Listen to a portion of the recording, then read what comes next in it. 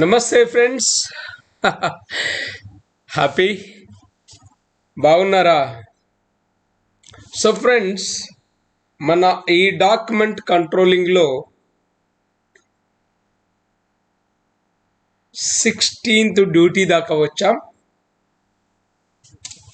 చలో 16th duty ఏంటో తెలుసుకుందామా?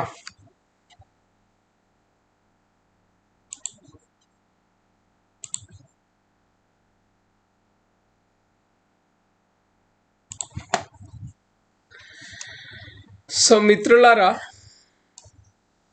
Document disposal establish protocols for the secure and compliant disposal of absolute documents. చూడండి, మన ప్రాజెక్ట్లో డాక్యుమెంట్స్ మనం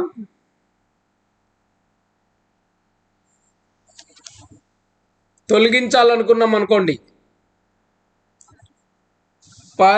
తీసి పారేయాలి అనుకుంటే ఎలాంటి డాక్యుమెంట్స్ తీసేయచ్చు అంటే, ఫస్ట్ సపోజ్ మనకు తెలియకుండానే కొన్ని డూప్లికేట్ డాక్యుమెంట్స్ అయ్యాయి అనుకోండి, ఆ డూప్లికేట్ డాక్యుమెంట్స్ మనం తీసి వేయవచ్చు. కానీ దాని కాపీ ఒరిజినల్ మాత్రం ఉంచాల్సిందే. ఓకే ఫ్రెండ్స్, నేను చెప్పాను మన ప్రాజెక్ట్లో 14 కంటైనర్స్ నిండా డాక్యుమెంట్స్ అయ్యాయని చెప్పాను, అవునా? మరి 14 కంటైనర్స్ నిండా అయిన డాక్యుమెంట్లను వాటిని మనం ఎప్పుడు పారేయాలి? ఎల్లకాలం ఉంచుకోవడమేనా ప్రాజెక్ట్ ఉన్నంతసేపు? మనం ప్రాజెక్ట్ హ్యాండ్ ఓవర్ చేసాము క్లయింట్కు. హ్యాండ్ ఓవర్ అయిన తర్వాత కూడా ఇంకా ఆ డాక్యుమెంట్స్ ఉంచుకొని ఏం చేస్తాం? స్పెసిఫికేషన్ ప్రకారము, కాంట్రాక్ట్ ప్రకారము హ్యాండింగ్ ఓవర్ అయిన తర్వాత ప్రతి కాపీ కన్సల్టెంట్ దగ్గర ఉంటుంది, క్లయింట్ దగ్గర ఉంటుంది. మోర్ ఓవర్ క్లయింట్ రిప్రజెంటేటివ్ దగ్గర కూడా ఉంటుంది. ఇందరి దగ్గర ఉన్నాక మళ్ళీ మనం కాంట్రాక్టర్ అయితే మన దగ్గర ఆ ప్రాజెక్టుకు సంబంధించిన డాక్యుమెంట్స్ ఎన్ని సంవత్సరాలు కాపాడాలి? ఫ్రెండ్స్, హ్యాండింగ్ ఓవర్ తర్వాత మన కాంట్రాక్ట్ ప్రకారము 3 ఏళ్ళు లేకపోతే 5 ఏళ్ళు, 3 years or 5 years we have to maintain the documents with us. ఆ మెయింటెనెన్స్ జస్ట్ ఇమాజిన్, ఒక 14 కంటైనర్ల నిండిన డాక్యుమెంట్స్ను 5-6 ఏళ్ళు ఉంచాలంటే ఎంత బాధ, ఎంత ఇబ్బంది ఆలోచించండి.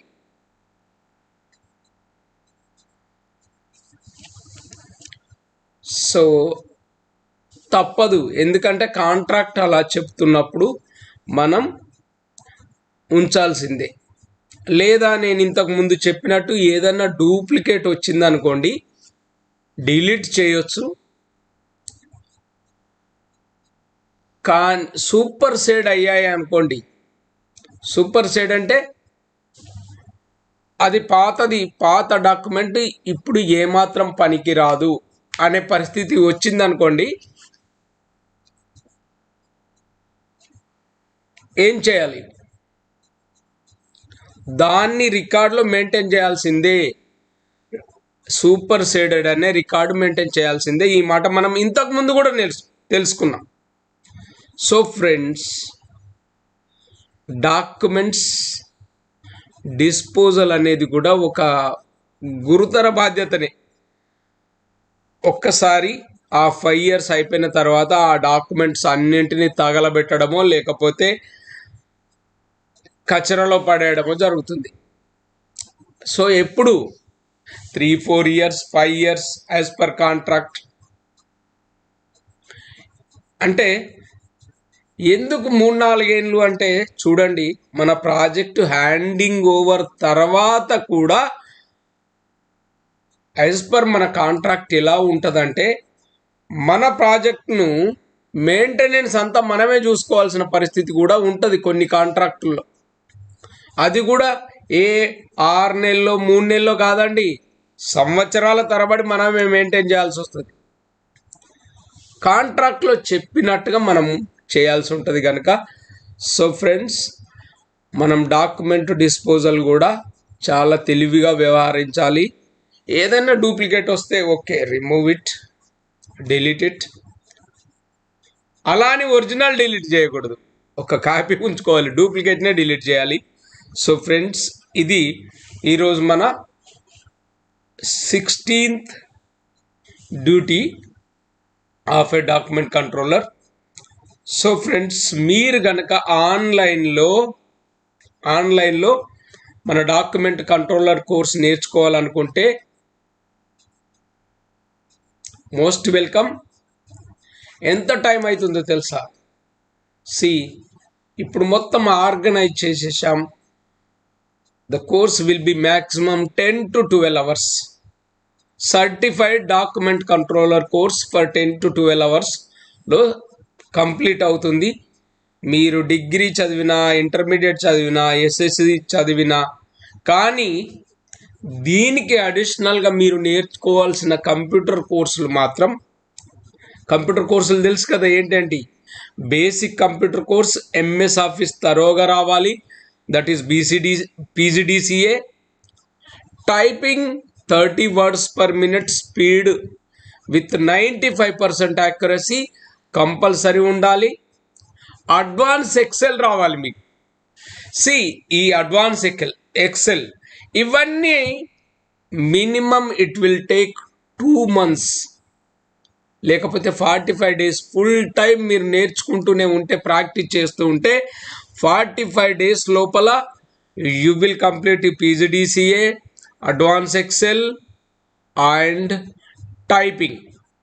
Typing minimum 2 to 3 hours per day కొడితే, మంచి సాఫ్ట్వేర్ వాడితే, లైక్ అనుపమ టైపింగ్ లాంటి సాఫ్ట్వేర్ వాడితే మీ speed and accuracy will increase in a systematic way.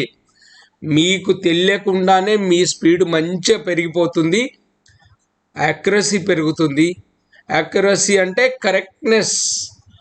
So friends, ఈ స్కిల్స్ మీకు ఉంటే నేను నేర్పే డాక్యుమెంట్ కంట్రోలర్ కోర్సు 10 గంటలు more than enough, 10 hours more than enough.